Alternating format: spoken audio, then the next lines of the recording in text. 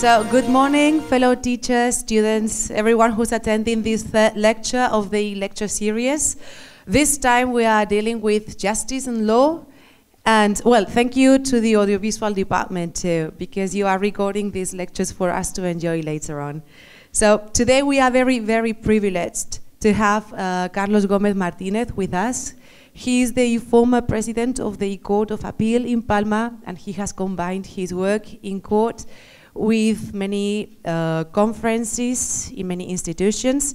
He's also published in many specialized publications, and he's done several projects for the Council of Europe and the European Commission. So with such an extensive career, we feel extremely pleased for your presence here today and for the fact that you're willing to instruct us and teach us about your field of expertise. Thank you very much. Well, yeah, good morning, everybody. Yes, and I must say thank you to the teachers that have invited me to participate in this activity and to be able to talk to you about something that I do every day, and it's justice. Nevertheless, we must admit that it is a challenge for me and for you, because I have to talk to you about a difficult issue, which is justice, and in a language which is not ours. So, if something that I might say is not clear enough, please do not hesitate to interrupt me and ask me the question you like, okay? I will try to be clear, but nevertheless, the subject is difficult, and we are talking in a language we are not used to, okay? Well, I am going to divide this talk in three different chapters. First one is, what is justice? Second, who are the judges? And third, how is justice done? Okay? We are beginning by what is justice, the concept of justice. Justice is a polysemic word. That means that it has different meanings, okay? Can be considered as a virtue, can be considered as social fairness, and can be considered as the application of the law. In the first concept, justice belongs to the field of the ethics, okay?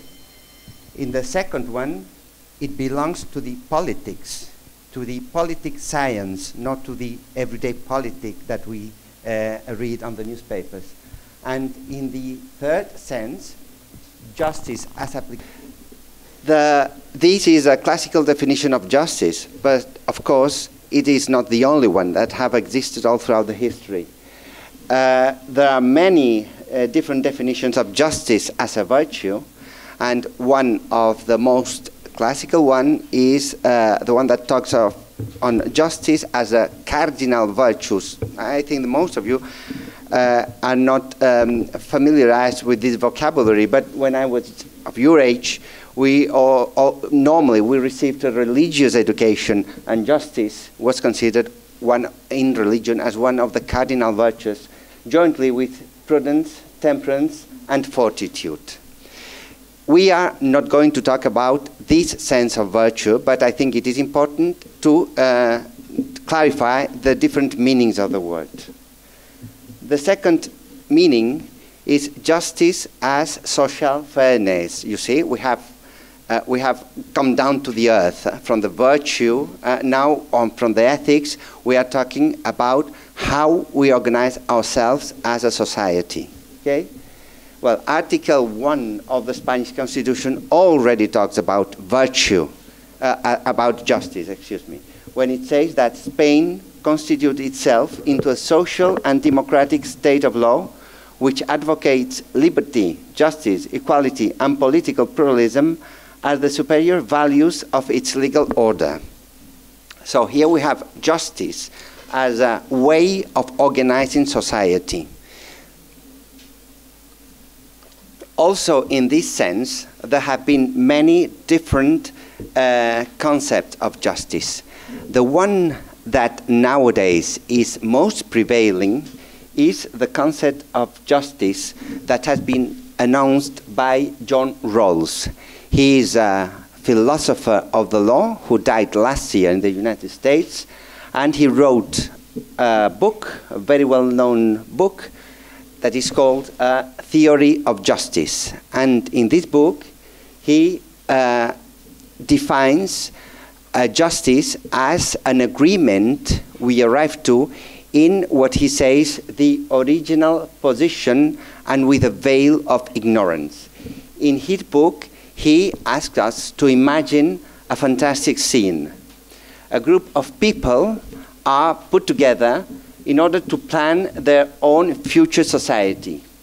They have to set up the details of what will become basically a social contract. Rawls call it the original position because they are at the beginning of society, okay? And their future citizens do not know in this moment which position they are going to occupy in the future society. So they have to design the society in such a way that whatever position will be occupied in the future, it will be just, it will be fair for anyone, okay?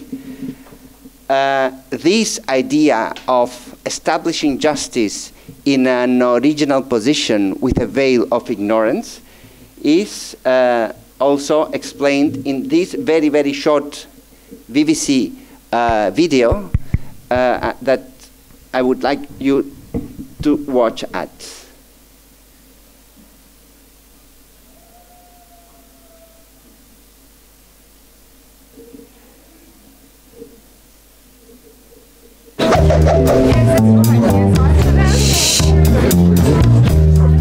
What's your blueprint for a just society?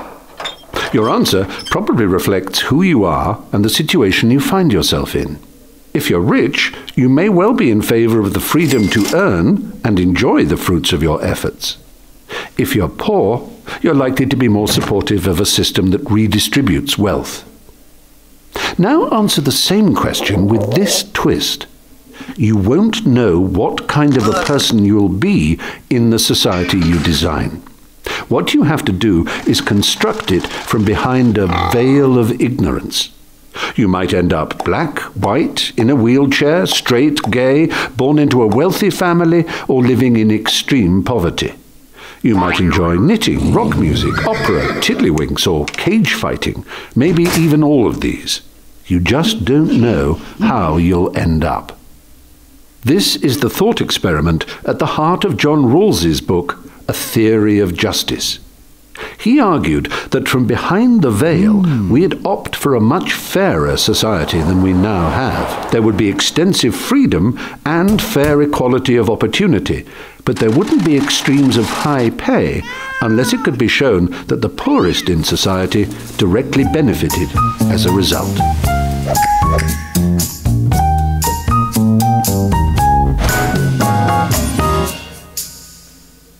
In order to try to understand a little bit more this concept of justice in the original position and with a veil of ignorance, we are going to reproduce here the same situation.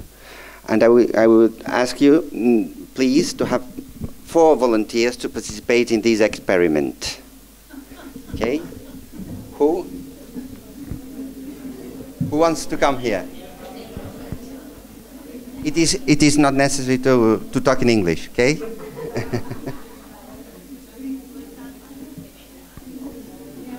Only 4.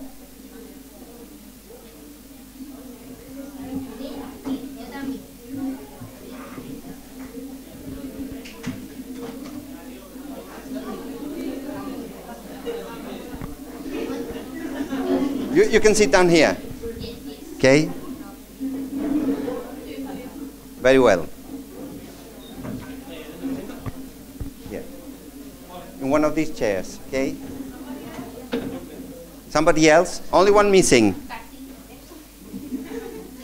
It is not very difficult, I can assure you. Thank you.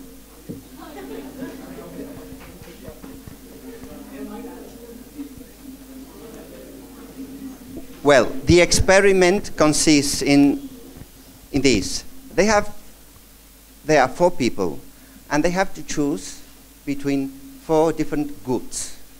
This is a tablet. This is a trip to the snow, going to ski. This is a bike, and this is an annual pass for the Cinema Ciutat. And as they are 4, and they have only 3 of them, they have to decide how they are going to organize it, because they must, each one of them, have to choose 3 only, not 4 of them, you understand? And the problem is that they cannot do it according only to their own wishes, because they don't know what's going to happen afterwards. Because we are going to put the 3 different photographs that they have chosen, we're going to put it in an envelope. And they are, when they choose the envelope, they are not going to know what's inside, okay? They are, therefore, in the original position, and there is a veil of ignorance, which is that the envelope, you cannot look through the envelope, okay? So they don't know what will be inside every one of the 4 envelopes. Have you understood? So now you have to organize yourselves. You have to choose 3 of them to be in an only group. For instance, these 3. But you must be careful, because afterwards you don't know which one of the 3 different photographs you are going to choose, because they will be hidden in the envelope. Okay?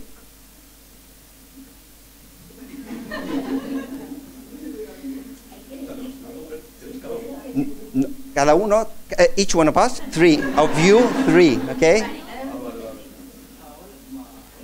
But you must agree that they are more or less compensated, that it's the same thing, okay? Yes. But wait a moment. You have chosen these 3. But have you chosen them because you like them? You prefer these 3 things, so you want to be able to go to the cinema during 1 year, okay? No. I mean, it's not the only question is not what you like, because afterwards we are going to put it in the envelope, and you don't know if this will be yours or not, okay? Because you don't know which will be your position in society yet. You are choosing some goods, but you don't know if you will be if you will choose one or the other, okay? Because there will be inside the envelope, there will be a veil of ignorance, okay?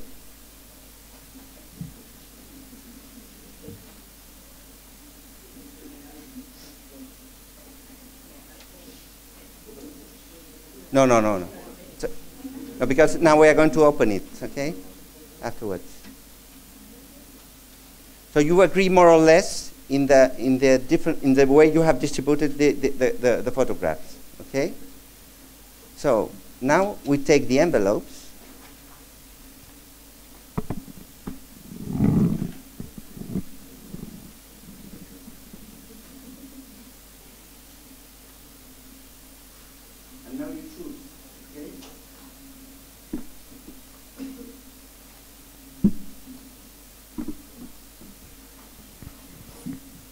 Now open it and see what's inside each one of the envelopes. What's your name? Adrian, do you like it? Are you happy with the result? Okay. And you? And you? Would you have preferred another combination of the photographs? The snow. And you? Cinema. So you see, maybe, I mean, the problem is that they are not satisfied, all of them, okay? So really, the solution, the decision, was not completely fair, was not completely just, because they are not happy, for the 4 of them. For the decision to be really just, the 4 of them, should have been happy with the result, okay? The problem is that if they were only 3, they would have been happy, 3 of them, okay? Because they would have a card, each one. But the problem is that in society, we don't have things for everyone. So we have to distribute them.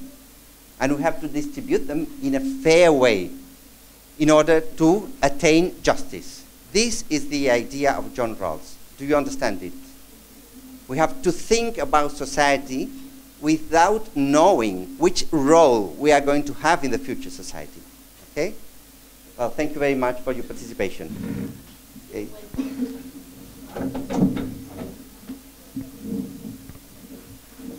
Well, this is not going to be the only situation I'm going to ask you to participate also, okay? Because we are going on in an explanation, we were in justice as a principle of organization of society, okay? And we have seen this theory about finding a just solution with a veil of ignorance and in an original position. But really, I would like to talk to you about something which is different of justice as a virtue and of justice as a principle of organization of society. I would like to talk to you about the justice as application of the law, because this is my job as a judge, and this is the reason I'm here. Why? But what is the law? Well, the law, there are different concepts of law, of course. In modern times, the first important definition of law is the one that was published by Rousseau. Do you remember him? Le Contrat Social. And in this book, he says that the law is the expression of the will of the people. This really changed everything, because until this moment, the law was something that was given by God. It was on the Bible, okay, or something that was given by the ruler only. But from Rousseau on, the law is the expression of the will of the people. But there is an evolution of this concept, and at the beginning of the, let's say, the 20th century, or at the end of the 19th century, the law is considered as a formal concept. This is the idea of a very famous judge in the United States, Judge Holmes. And nowadays, there is another evolution of the concept of law. Now, the law is only valid if it agrees to Constitution. Okay? I'm going to explain you the relation between these two concepts of law and the relation between these and this. In order to explain the difference between what is these different concepts of law, this is Judge Holmes, okay? And this is what Judge Holmes said. This is a court of law, young man. This is not a court of justice.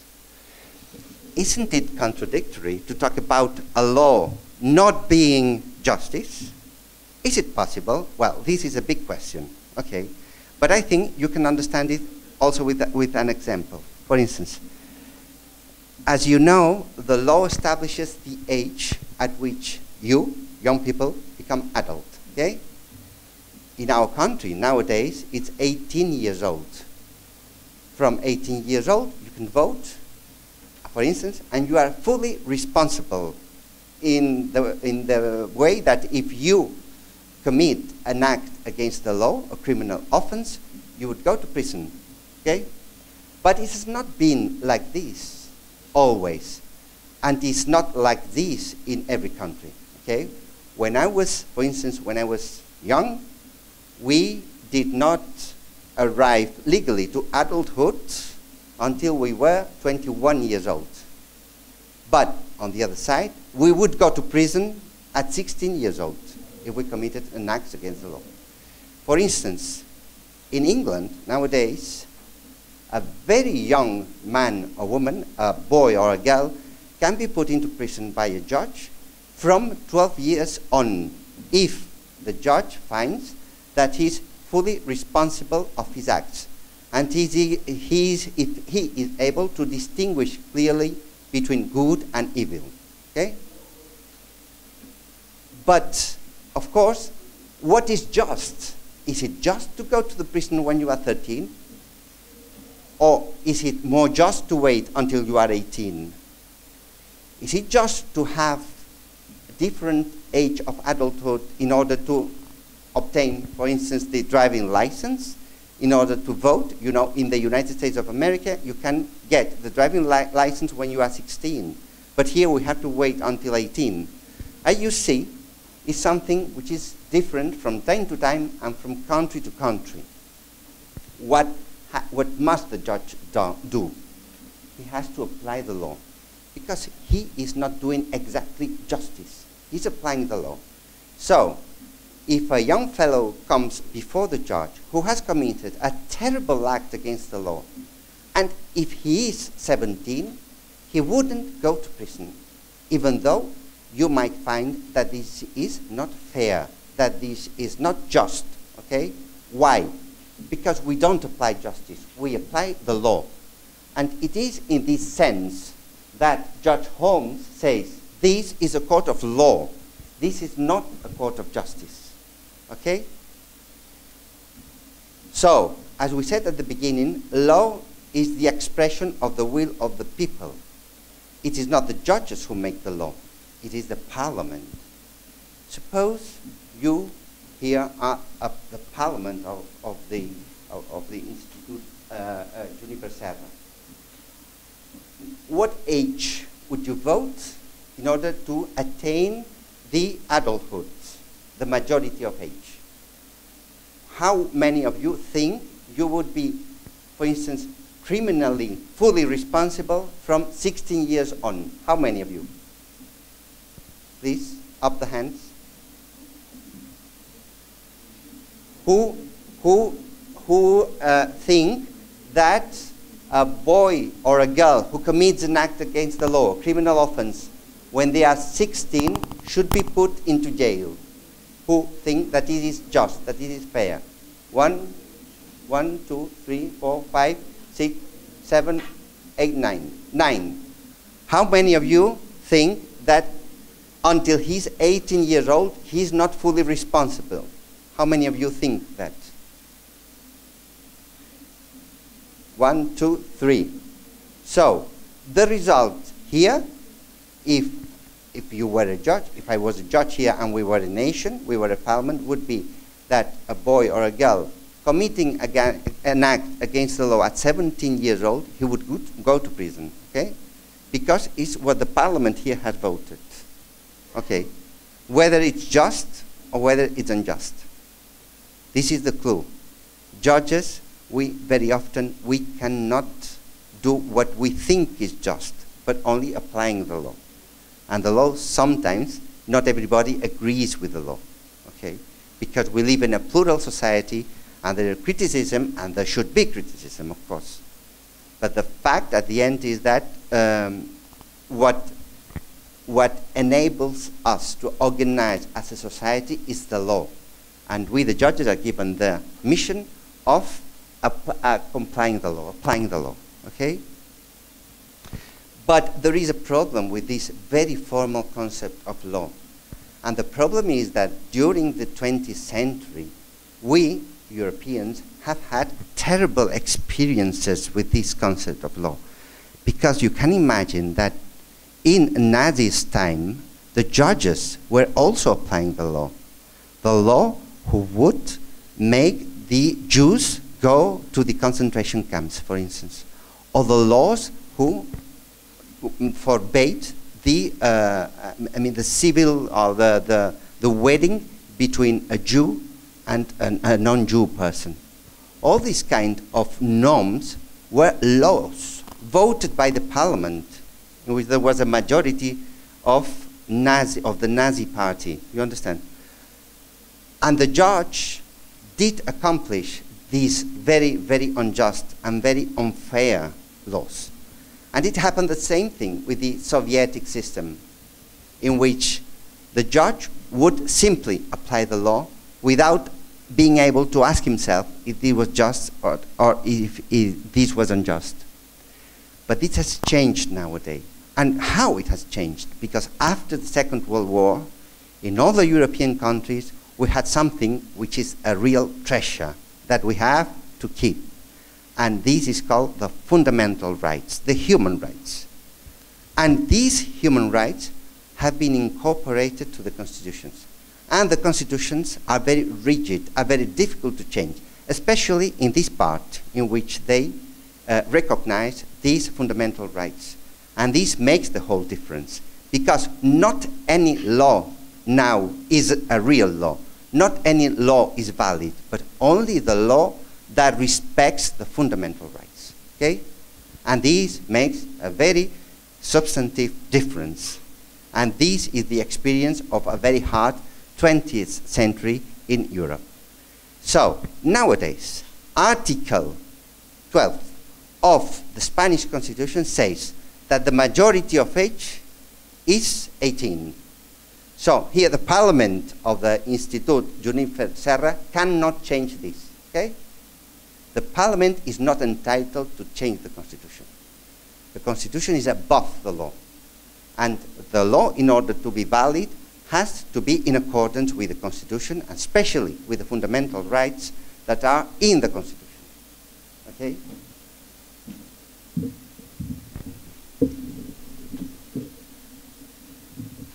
Well, this is Hannah Arendt, which is one, I think she's a very, very good philosopher, and she made us think about all these problems. She has a very important book, which is called Eichmann in Jerusalem, because she was a Jew. And Eichmann was a civil servant in a concentration camp. And she was astonished because, well, this Eichmann was caught by the intelligence service of Israel, which is called the Mossad, and he was put in jail, and she was transferred to Jerusalem, and he was judged there. And she attended all the hearings as a journalist, Hannah Arendt. And the reflection that she did is that Eichmann, which was one of the civil servants in the concentration camp, was a completely normal person. I mean, he only accomplished the law. He liked classical music. He was a loving father. But in his daily work, he eliminated Jews. Why? Because it wasn't the law, you know. And this work of Hannah Arendt has been very important to make us reflect, to make us think about what means accomplishing with the law. Okay? Well, then, who are the judges? Are the judges strange persons? Because they look as if they are with these gowns, with these wigs, with the cuffs. We are always in very strange robes, aren't we? The judge, these are the Spanish judges, and they are women, because most of the Spanish judges are women nowadays. And what is characteristic of Spanish judges is this. The cuffs, which in Spanish is puñeta. That's the reason why they say, go and hacer puñetas, because they are very difficult to do, okay? And these are English judges with the wigs. The wigs are made out of hair of horse hair, okay? This is an American judge, and these are French judges. There is a difference between these two kinds of judges. These judges are not elected. They are not appointed by the political authorities, okay? These ones are different. In some cases, in the United States of America, the judges are chosen by the people. There are elections in which people vote, I want this judge or the other. And in Great Britain, in England and Wales, not in Scotland, but in England and Wales, the judges are chosen directly by the Lord Chancellor, which is a member of the government. The judges are chosen by the parliament, by the government, okay? But we have a different system. This is called the bureaucratic model. This is called the professional model. This is called bureaucratic model because it is a much administrative model. We do not have in our appointment any kind of relation with the political power. But in this model, these Anglo-Saxon judges, they do have. They are appointed by the political power. Okay. Who are the judges then? Well, Article 6 of European Convention of Human Rights says that everyone is entitled to a fair and public hearing within a reasonable time by an independent and impartial tribunal established by law. And here I would like to stress two concepts, independence and impartiality. Independence means that in the moment of deciding a case, the judge is completely free and he has no undue influences coming from all kinds of powers, political, economic, social, and especially nowadays from the social media. You might say that I'm talking nonsense, that you read on the newspapers that judges, we are not independent, that there is a political influence in what the judge does, etc., etc. And I would like to distinguish two different areas.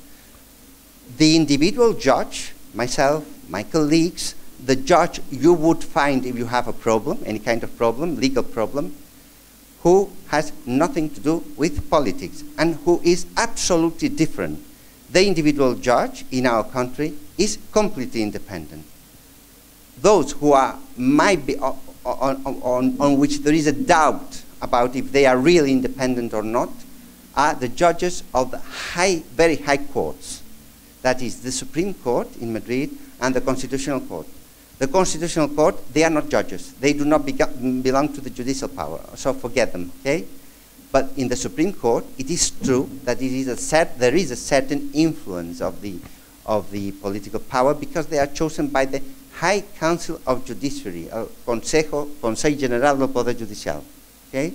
And in this High Council of Judiciary, the political parties have a representation.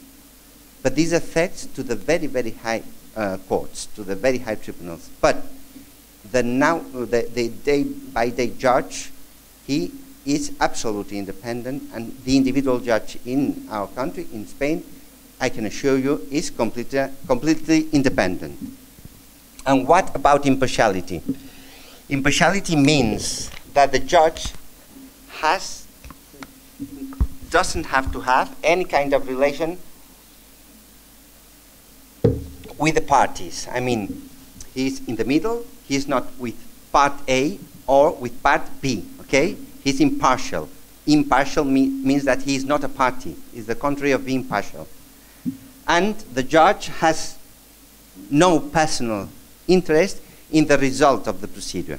He doesn't mind whether he's going to put someone in jail or not, because he is not related with this person. He has not a personal interest in the outcome of the proceedings.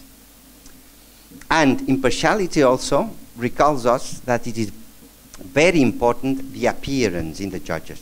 The appearance is very important. There is a very old English say, which says, justice must not only be done, but be seen to be done, because the citizens have the right to hope that the tribunal, that the court is going to act in an impartial way. And therefore, we, the judges, we have to keep this impartiality. For instance, during a hearing, we cannot be more friendly for a party than for the other, because this would be a breach of the impartiality, okay?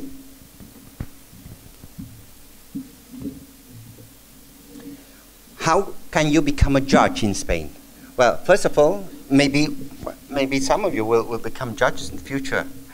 You have to study a degree in law. You have to become a lawyer. Second, you must pass through a public examination, which is very difficult, because there are 40,500 candidates every year for only 10 positions of judge normally. Okay, so you must study very hard in order to pass this examination. In average, people are preparing this examination during about 4 years, 4 years and a half, starting after finishing the university studies. Okay, and then you go to the judicial school. The judicial school is in Barcelona. The judges are receive their initial training in Barcelona. All the judges in Spain, okay? And they stay there for 9 months, and afterwards they spend 9 months more as deputy judges acting with a mentor. That means that they help a senior judge, okay? And they would even draft some judgments and preside some hearings, but always with the presence of this mentor judge. The promotion, I mean, in order to pass from being a judge in Inca to a judge in Palma, and to become a judge in Palma to judge in Madrid, the promotion is only by seniority. I mean, it depends on the years that you have been acting as a judge. For instance, I became judge when I was 25 years, so now I have a lot of seniority. So I am in a good position to choose a different job all throughout the territory in Spain. Only the very high jobs inside the judicial career, as I was telling you, are appointed by the High Council of Judiciary, which is a constitutional body that exists in Madrid. Okay? One very, very important guarantee in order to keep the independence of the judge is the non-removability. That means that the judge can never be changed from one position to the other without his will. Okay? So if I have a very delicate case here in Palma, no one can oblige me to change to Madrid or to Barcelona. This means no removability. We cannot be removed without our will. Okay? And then the last part of my presentation, how justice is done. Justice is done through a proceeding, and this is very important. This is really what distinguishes the task of the judge, for instance, the task of a scientist. Okay? Because it is true that we try to find out what has really happened. For instance, when there has been a crime, we have to find out who is guilty, who is the victim, how it happened, etc. But we cannot do it by any way. We have to respect a proceeding. And this is very important because it's the essential characteristic of the rule of law, what is called in Spanish, in Catalan, the Estat de Dret. L'estat de Dret means that the state renounces to know exactly what has happened if he has to breach what? The fundamental rights. Okay? So, really, we have to arrive to settle the facts after a proceeding in which we have to respect fully the fundamental rights. We cannot use torture, for instance, in order to try to find what has happened, but you know that in the Middle Ages it was frequent. Torture was a legal way of finding the truth, okay? But here, in the rule of law, we have renounced to finding the truth, if that means that we have to vulnerate the fundamental rights. And these fundamental rights are the presumption of innocence. That means that no one is guilty until the moment that there is a judgment against him in which it is declared that he has committed an act against the law. This is very important because we tend to forget it. And when we see on the newspaper that the police has found, for instance, someone doing something and he is taken to the judge in order to declare, we already think that he is guilty. But we have to wait until the end of the proceeding in order to be sure that he is really guilty. Okay? And this is very difficult for the judges because there is a principle that we apply, and which means that if we have any doubt about if a person is guilty or not, we must acquit him. Okay? He cannot go to prison. We prefer 1,000 guilties in liberty that only one person who is not guilty and is in prison. Okay? If we have any doubt, we cannot condemn this person. Second, there is the principle of contradiction. We cannot decide by ourselves, but after hearing both sides, because it is very useful. Okay? We are much more sure. We must listen the prosecutor, the fiscal, but also we must listen the accused. Only by listening the two sides, we are in a good position in order to decide. Okay? Third, these proceedings are public, and this is a real guarantee.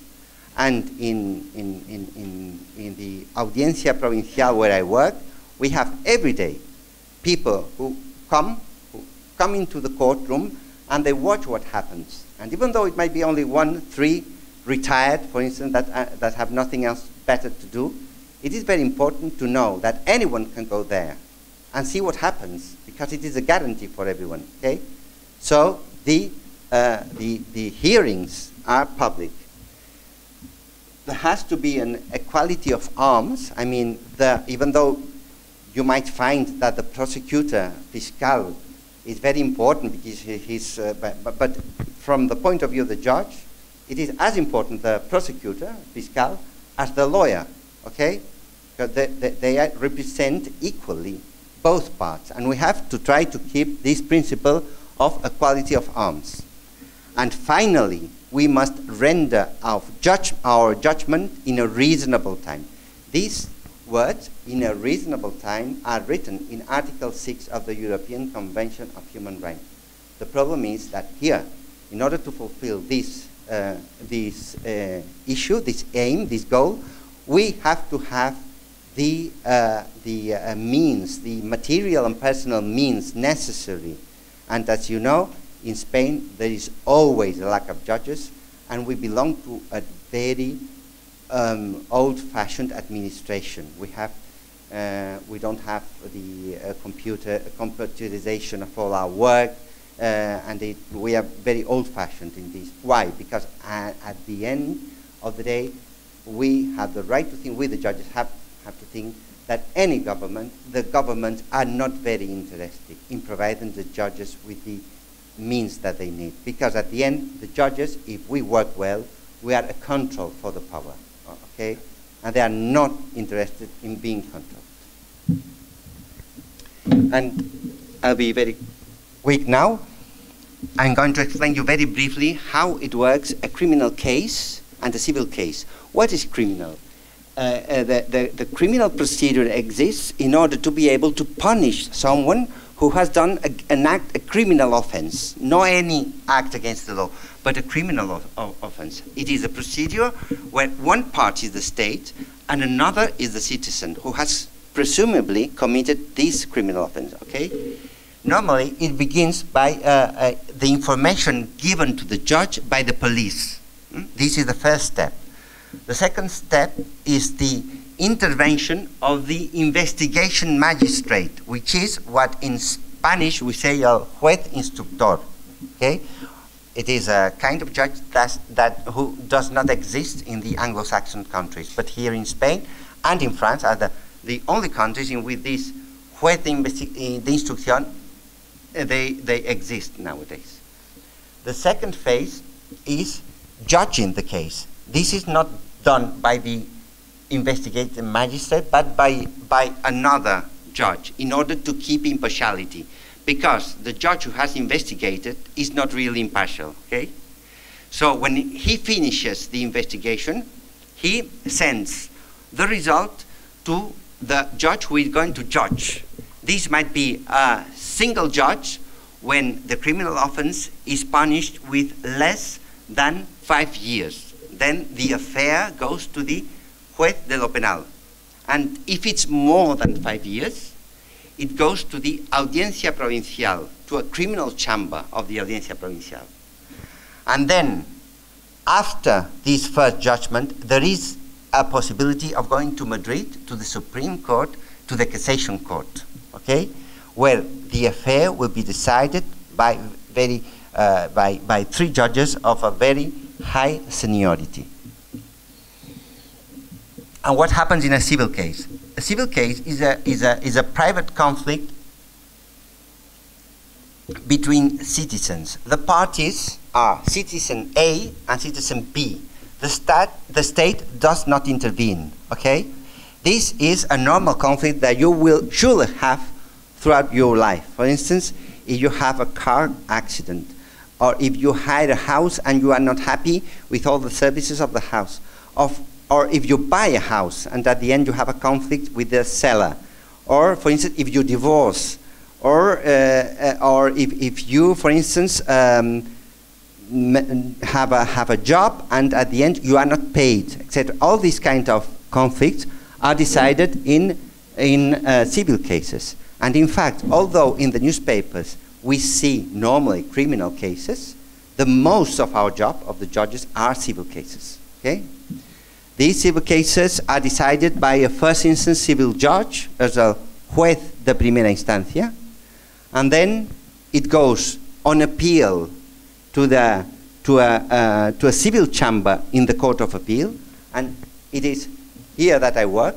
I work in a civil chamber in the Court of Appeal.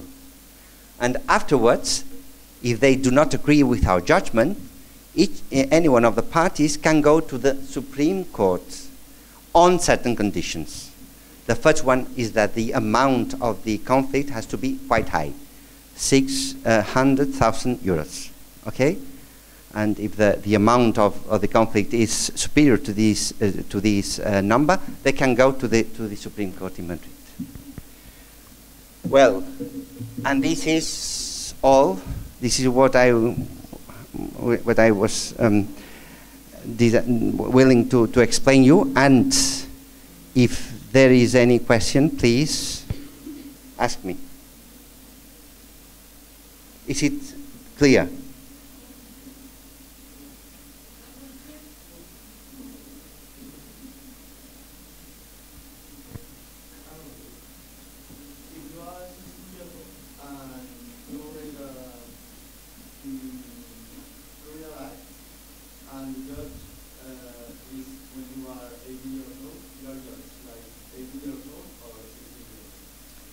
You are judged as if you were 16 years old, because what you mean is that maybe the procedure takes 2 years, and then when you go to be judged, you already have 18 years. Okay, well, in this case, the judge only sees the facts in the moment where the criminal offense was done.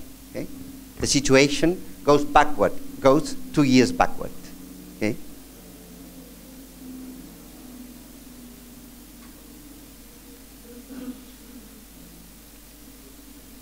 Any questions? No more questions?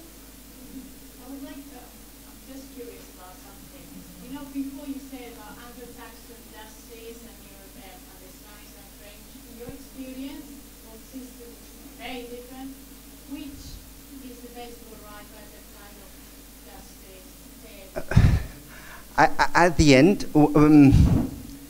I think that the nations, the different nations, have the model of judge that is more accommodated to its own history. I mean, we are very little confident with in the south of Europe.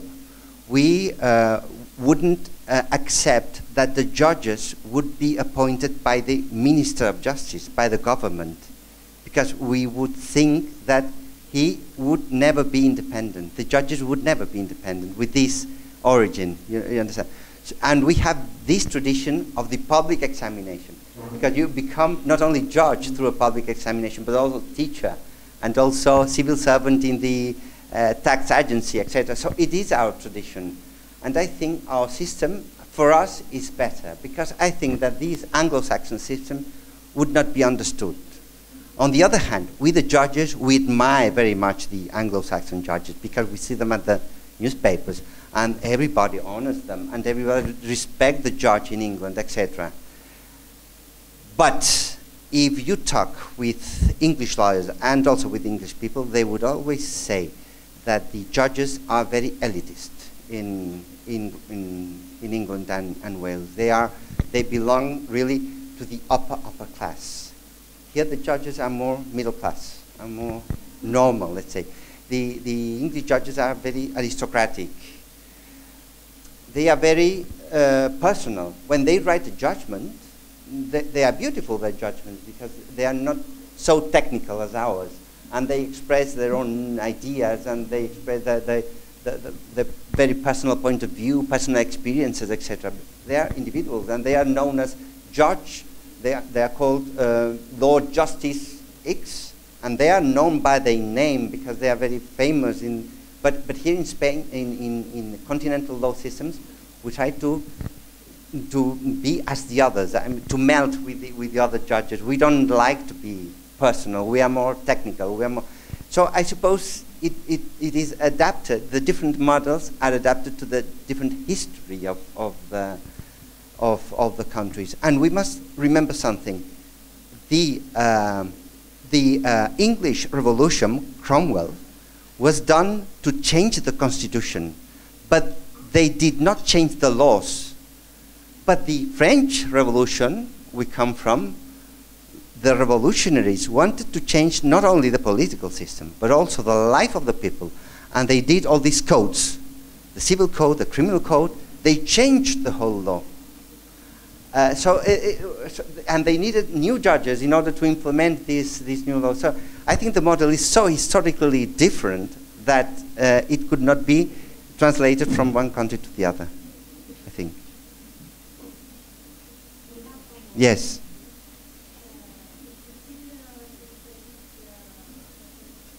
The judgment. No. What we can do, what do you mean if I think that the judgment I'm going to render, that I'm going to write, is not just, what can we do, the judges? Here, in this constitutional state of law, we have a very, very important tool. We can ask the Constitutional Court whether this law respects the fundamental rights in the Constitution or not. For instance, when I was a very young judge, I had a case in which there was a young man who had committed an act against the law. I had him in prison, and he had been in prison for several months. And it came the day where I had to judge him. There was a public hearing, there was a prosecutor, there was a lawyer, and my feeling was, how this man who has been kept in prison by myself, how can think that I am impartial? I'm not impartial.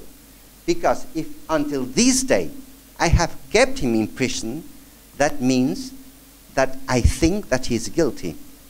Of course, I was not impartial. So this law that at that time, I'm talking in the 80s, obliged the judges who first act as an investigating judge and then afterwards judge the case, I thought it was against the right of being judged by an impartial judge. I interrupted the case and I asked the Constitutional Court if this law was adapted or not to the Constitution, if it was a just law or not. And the Constitutional Court said that this law was not fair, it was not in agreement with the Constitution, and the Constitutional Court eliminated the law. From this day on, if a judge investigates a case, he cannot afterwards judge it, okay? Because it is against impartiality. This is one example. But there are lots of examples in which the judges, we have stopped the proceedings and we have asked the Constitutional Court whether the law that we have to implement is according or not to Constitution, okay? This is something new, something that exists in Europe from the Second World War on. Okay. Anything else? Yes?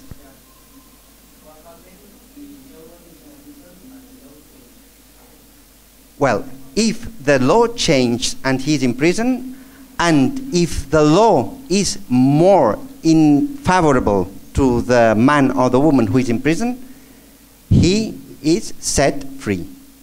Because there is a principle that we must implement always the law which is most in favor of the person who has been declared guilty. Okay? Always. We have to implement the most, the law that gives more benefit to the person that has been declared guilty. Okay? Well, thank you very much for your attention. Okay?